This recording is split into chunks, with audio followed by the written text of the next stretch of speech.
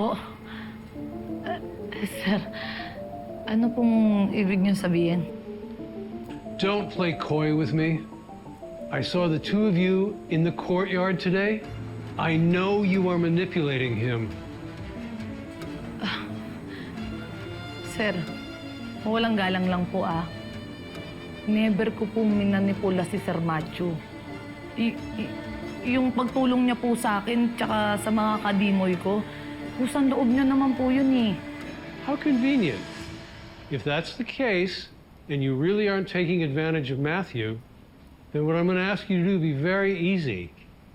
Leave my son alone.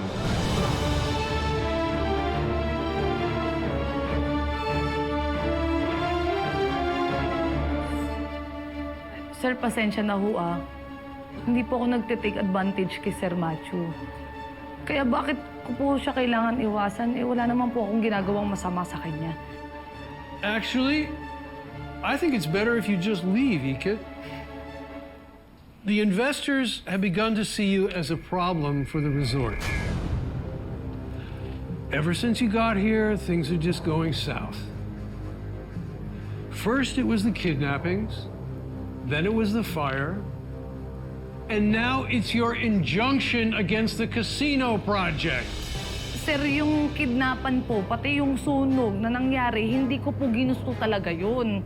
Ako pa nga po yung napahamak Pero yung injunction, yung kaso, sir, wala po talaga akong choice kundi gawin po yun. Sir, naloko ho ako ng ka-business partner nyo dati, si Tita Rica po. Hindi lang po ako, pati po yung mga kadimoy ko. Kaya kailangan ko po sila ipaglaban kasi hirap na po sila. Maybe this will change your mind.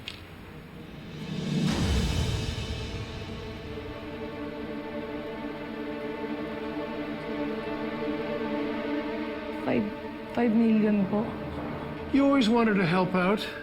You always wanted to help other people. You always wanted to help the, who are those people? The tribe? Kadimoy po. Yes. I give you that. You drop the case against the casino project, and you stay away from Matthew. Kailangan natin ng konting push para hindi matambakan yung mga kaso mo. Tsaka para mapakinggan din yung side mo. So kung yan yung direction na gusto mong i-take, kakailanganin natin ng malaking halaga. Siguro aabot ng 1 milyon. 5 million pesos can buy a lot of joy. You can do a lot of things with that. You can fix your own problems and everybody else's.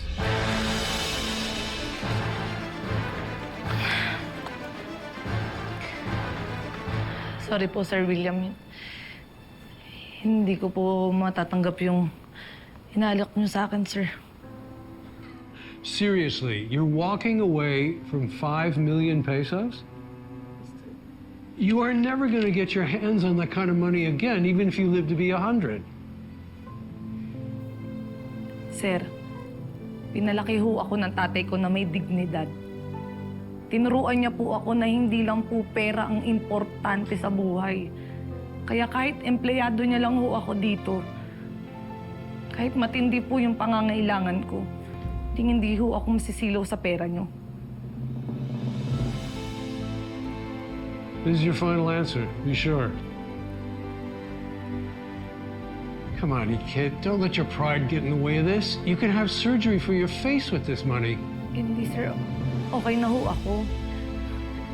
Itong itsura ko, kasi pina-realize naman po sa akin ng anak niyo ni Sir Matthew na dapat wala ho akong ikahiya sa mukha ko.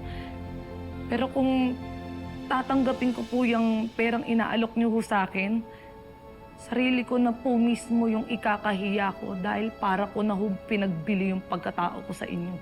This is your final answer? Seriously?